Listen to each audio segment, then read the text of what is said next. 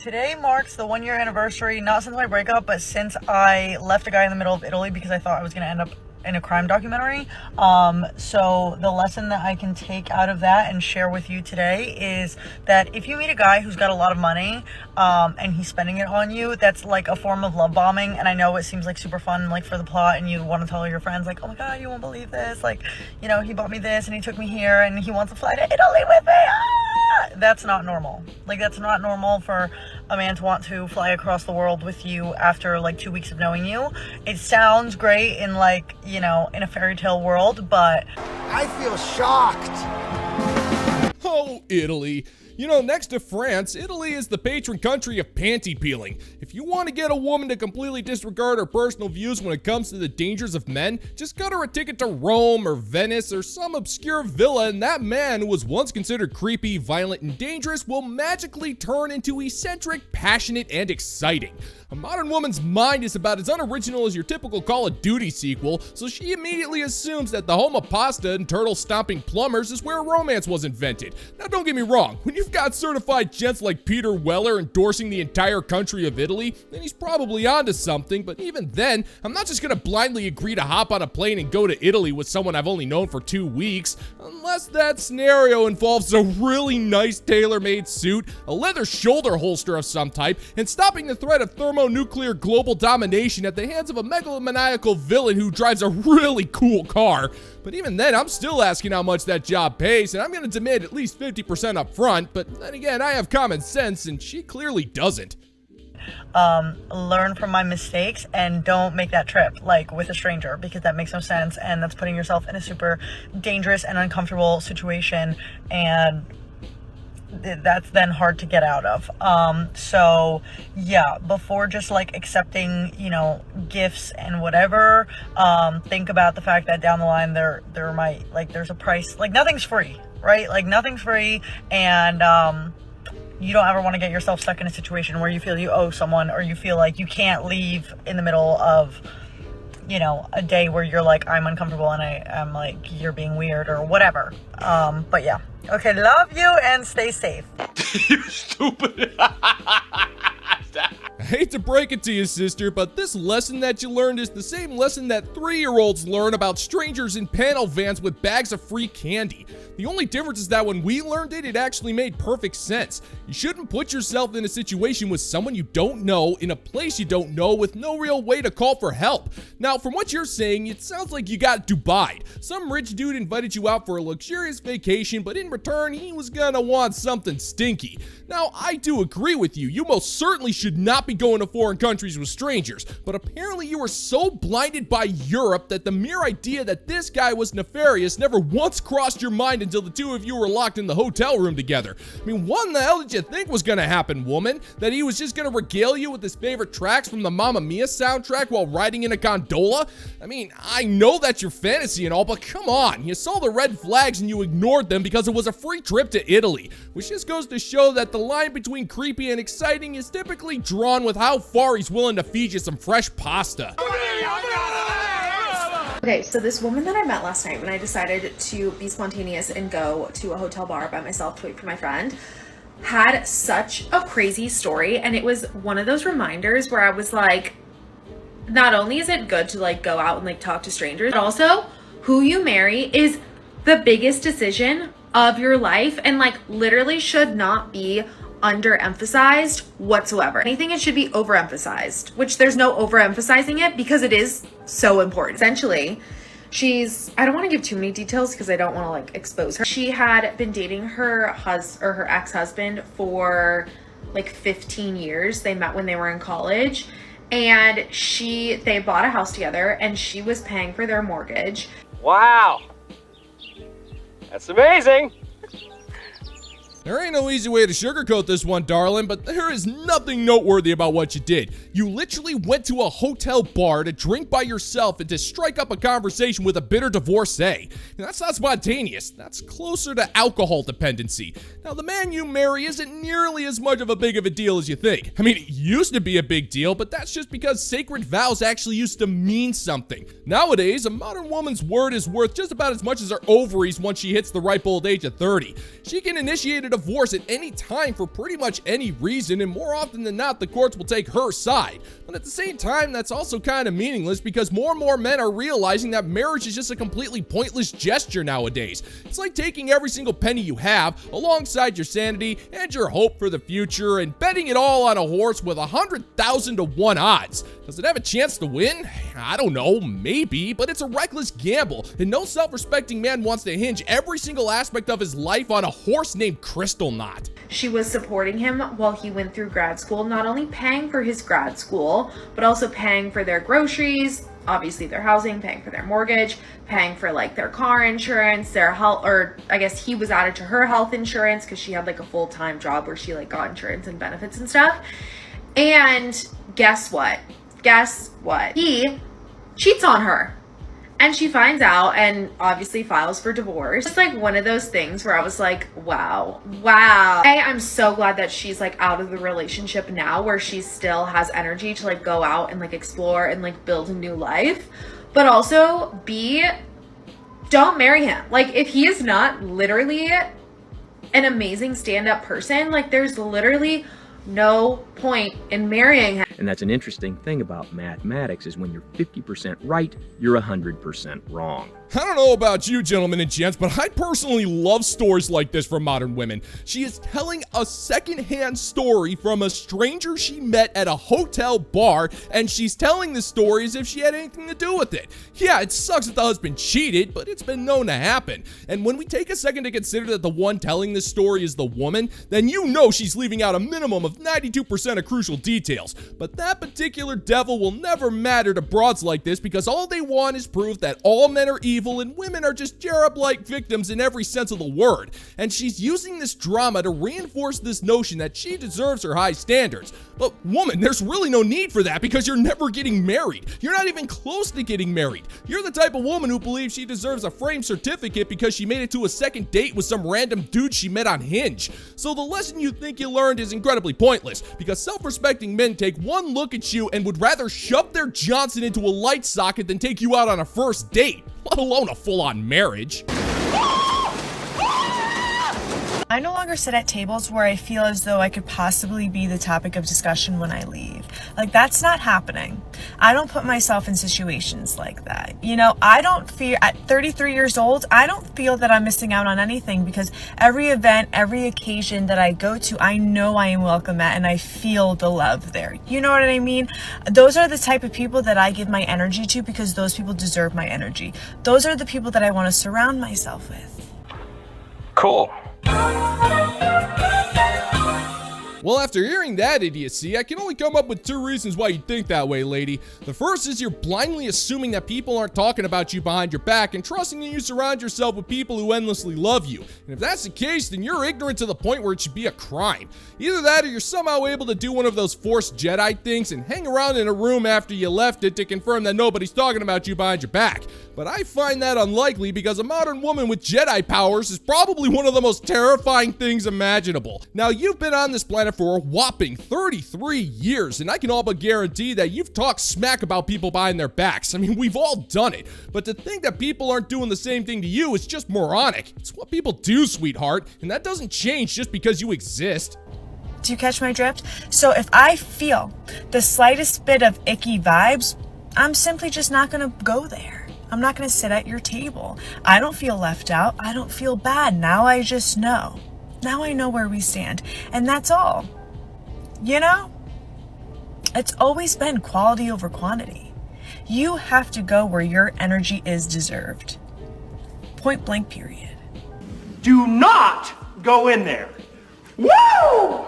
Tell you what there, lady, I'm gonna meet you halfway and say that you're kinda right. You shouldn't be surrounding yourself with people that hate you, but that's a lesson most of us learn in childhood. But here's the thing, no matter how good you think you are, no matter how much you think everybody loves you and will welcome you with open arms, there are going to be times when those very same people are gonna get annoyed with you. They're gonna think of your smug demeanor, your superiority complex, and your endless venting sessions, because we all know you have plenty of those, and they're going to not want to be around you. And if you do show up, yeah, they'll probably talk about you after you leave the table. It's how life works, woman. And if you just walk around assuming that everyone has nothing but nice things to say about you, well, then you're not only full of yourself, you're straight up delusional.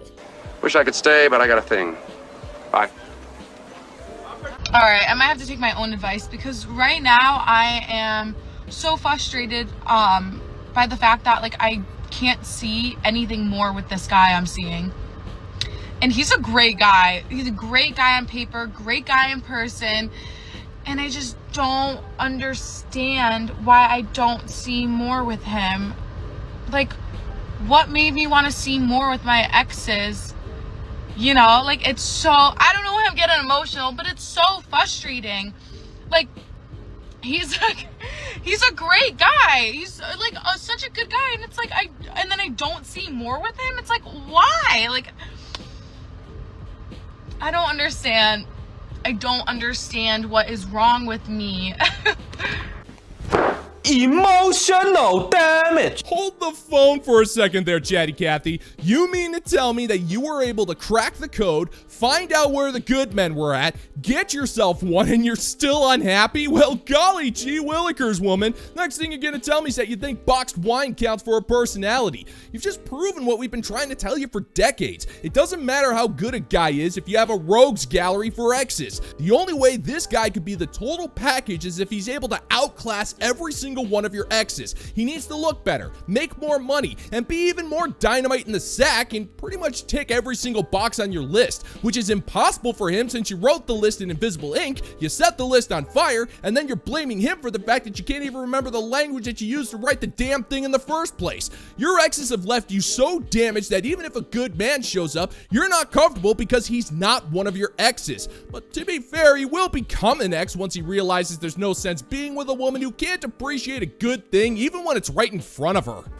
You blew it. Capiche? I'm just gonna be real with you right now. Dating gets worse in your 30s. It gets worse in your 30s. I don't know what is going on in the air. I don't know if it's 2025. I don't know what is up, but dating is horrible.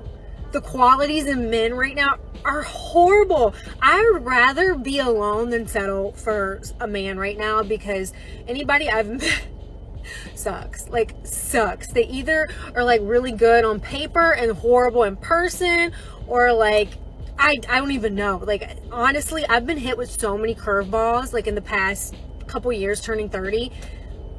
I'm like, whoa, what happened? Like in my 20s, I feel like I met like a better selection. But maybe when you get to this age, a lot of people start showing their true colors. I have no idea, but yeah, I'd rather be alone than settle for some of these people. I'd rather be at home with my dogs and no drama than some of these selections out here. But yeah, dating has been probably the worst dating I've ever had has been in my 30s.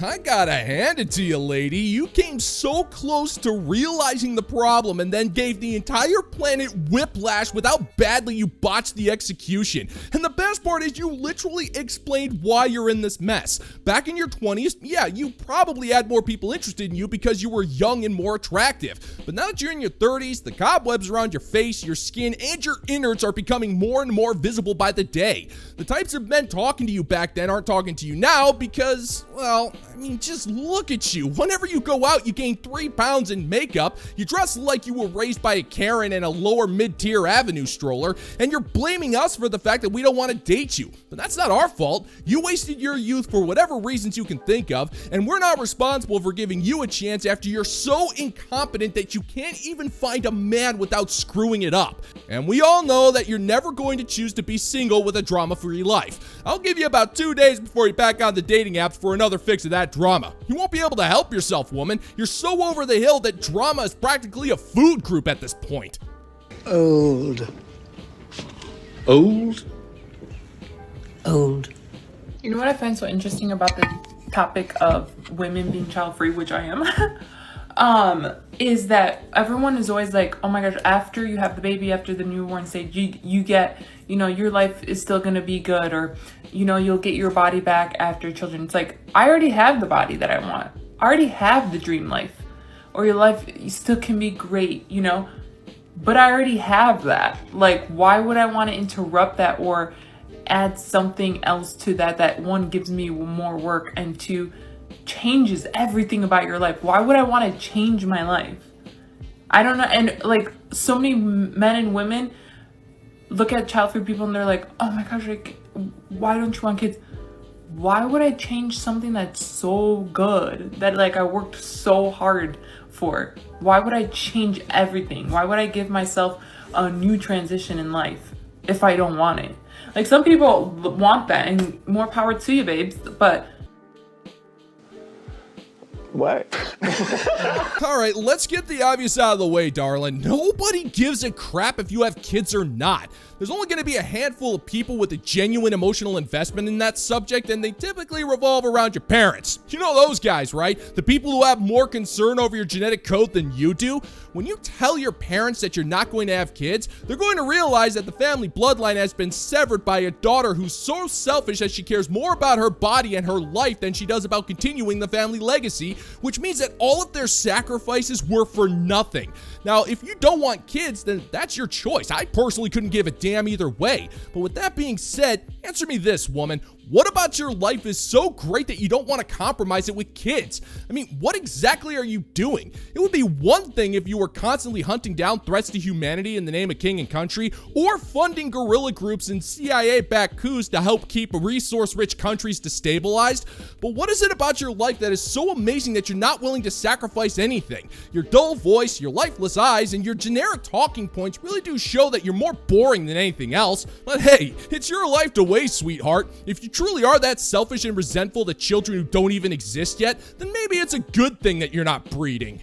the hate that child-free women get is wild. It's like, oh, you'll get your body back after kids. I already have the body. Why do I want that? Also, another thing that I've been seeing is like, another thing I cannot understand for the life of me, maybe it's my brain, you're giving yourself more work. In the times that we are living right now, I don't understand more work. Like, me and my fiance were talking and we're like, oh my gosh, if we skip one day of chores, it just piles on top of each other. Like, he's like, why there's so much chores all the time. And we tag team chores, you know, and you know, when he's gone or I'm gone, you know, if he's gone on a business trip for a week, I realize how much there's to do. Why? My question is, why do people want to add more work onto their plate? I don't understand that. And this is me like just asking.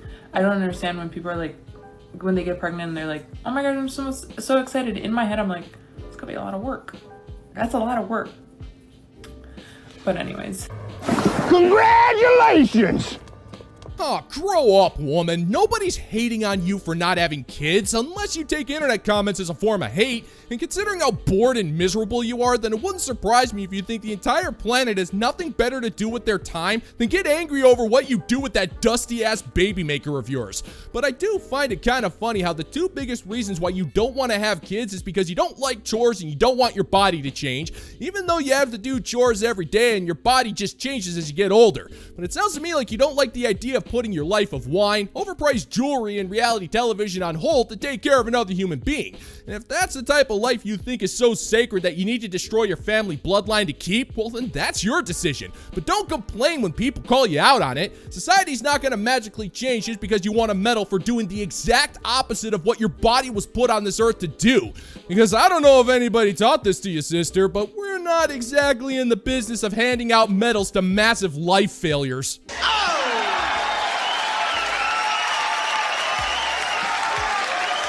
And on the dance floor of life, you gotta shine the spotlight on the fine members of the Bounty Board over on Patreon. Be it the Cupid Shuffle, the Hustle, the Electric Slide, or a really kick-ass mosh pit, the Bounty Board knows how to bust the moves and ain't nothing ever gonna stop them.